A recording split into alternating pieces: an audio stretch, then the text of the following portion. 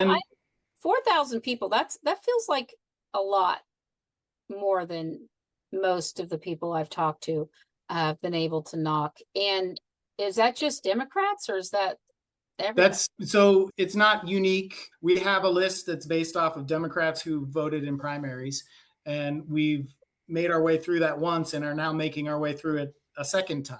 So we're now knocking on doors for a second time. And so, yeah, it's not unique doors, but it's 4,000 times knocking on doors. No, that's to go through it all twice is amazing.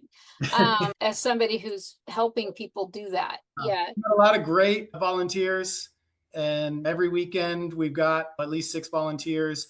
And me myself, I'm out there 4 or 5 times a week, knocking on doors, sometimes covering multiple turfs on the weekends. So it's a lot of work, but it's also really rewarding. Yeah, I'd rather talk to you about what you're hearing. Yeah.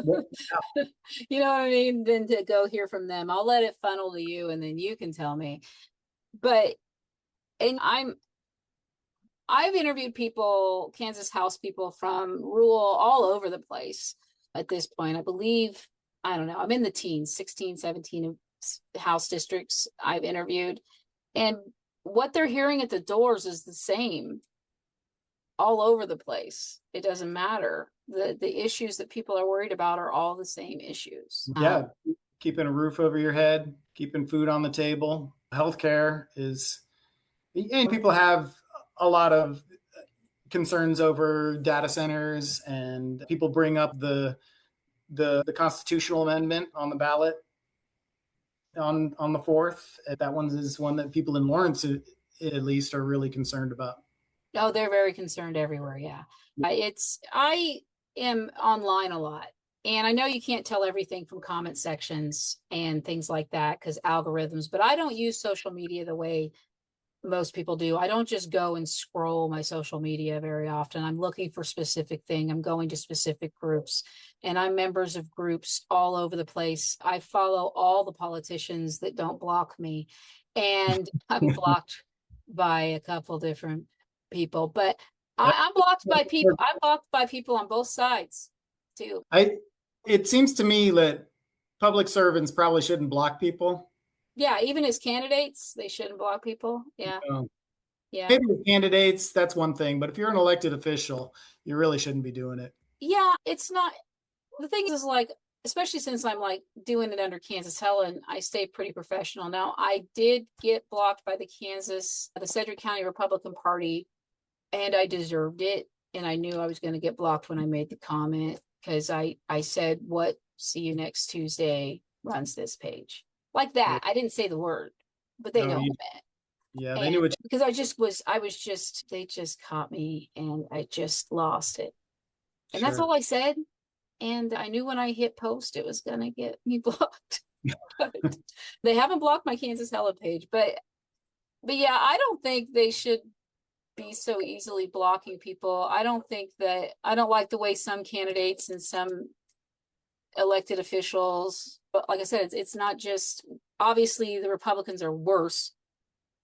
They either than the Democrats, but I do know candidates on both sides. It's just arguing with people or personally attacking them or calling them stupid, things like that. Yeah, As a candidate, I guess let them show it. Let them show it so they can we can. But the thing is, they block any opposition that doesn't agree with everything they post. That's not what we need. definitely started to attract the trolls as my profile has gone up, and it's tough, but it's part You of know, being a public figure. trolls can be helpful. I like my videos of these interviews are generally very honestly, they don't get a lot of views because they're not upsetting people most of the time. But I interviewed Bryant out of Wichita, who is it's a neoliberal. I don't know if you know him. He's in Wichita. I'm not sure what he's super left. I'm not sure if he's an anarchist or a communist or he's interesting and extremely intelligent, and it was a great interview, but it set some people off, and then people got into it in the comments with him, and so those videos got a lot of views. And so I Oh, think that Engagement. Yeah, Yeah. that's what drives a lot of that online vitriol is the engagement. But yeah, I think there's a difference between trolls. I know trolls, like Exposing Wichita gets a lot of trolls, trust me. And I understand the difference between trolls and an actual constituent coming with a legitimate Yeah. criticism or question or whatever it is that you know is a real person because you know who they are, you know them.